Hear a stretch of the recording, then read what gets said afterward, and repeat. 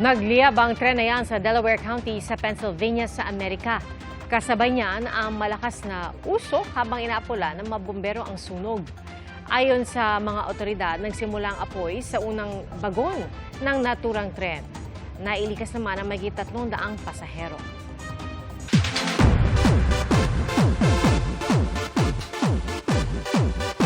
Naglabas na napahayag ang asawa ni Barbie Hsu kasunod ng pagpanaw ng Meteor Garden star. Inalala rin si Barbie ng co-star na si Vanessa Wu. Ating saksihan. Simpleng locker, tulay, at dining table na tila sasakyan. IG-worthy ang mga location na ito sa Taiwan.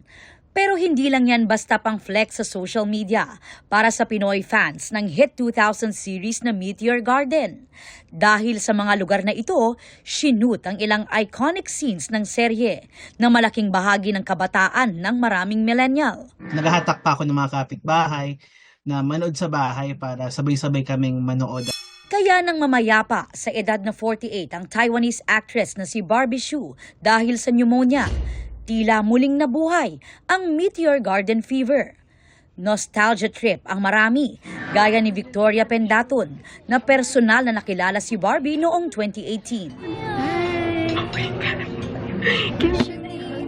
Of course. Oh my God. Dapat masaya lang ako noon pero umiyak ako.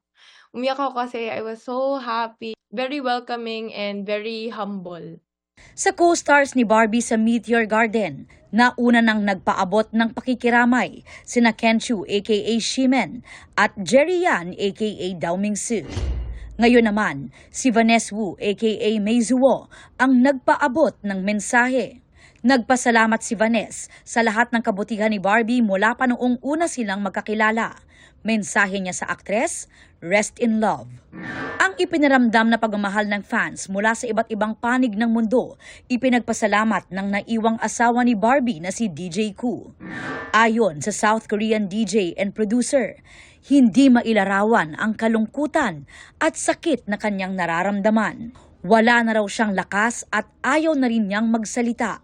Binatikos din ni Koo ang anyay mga naninira kay Barbie at kanyang pamilya at mga nagkukunwari raw na nagluluksa.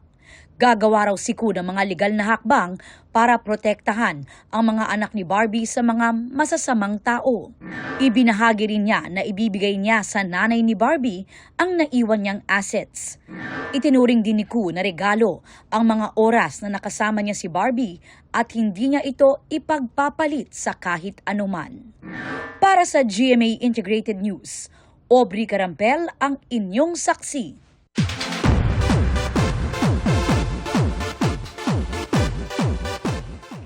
Marami raw natutunan si Herlene Budol matapos masangkot sa kontrobersya noong 1 taon. Sabi niya sa GMA Integrated News interviews, naging sandigan niya noon ang kanyang pamilya, ang namayapa niyang lola at ang Panginoon. Napatawad na rin daw niya ang lahat ng sangkot sa issue pati na ang mga basher. Fast forward to today, thankful si Herlene sa sunod-sunod na blessings. Gaya ng pagbabalik niya sa GMA Afternoon Prime sa Lunes via Binibining Marikit kasama ang TikTok Clock co-host na si Pokwak. Leading man niya sa serye, sina bagong kapuso Tony Labrusca at Manhunt winner at Sparkle artist Kevin Dassin. Kanino kaya siya mas close? Si Tony. Tony? Oo. Bakit? Obvious naman kasi, hindi ko kaya kausapin kagad yung AFAM, di ba? Siyempre si Kevin din. Sabi mo nga, di ba, nahihirapan kang... Oo. Inaangkop niya yung sarili niya kahit hindi niya ako maintindihan. Kala mo nga nagsa-sign language lang kami. You. Salamat sa inyong pagsaksi. Ako po si Pia Arcangel para sa mas malaking misyon at sa mas malawak na paglilingkod sa bayan. Mula sa GMA Integrated News, ang News Authority ng Filipino. Hanggang sa Lunes, sama-sama po tayong magiging saksi!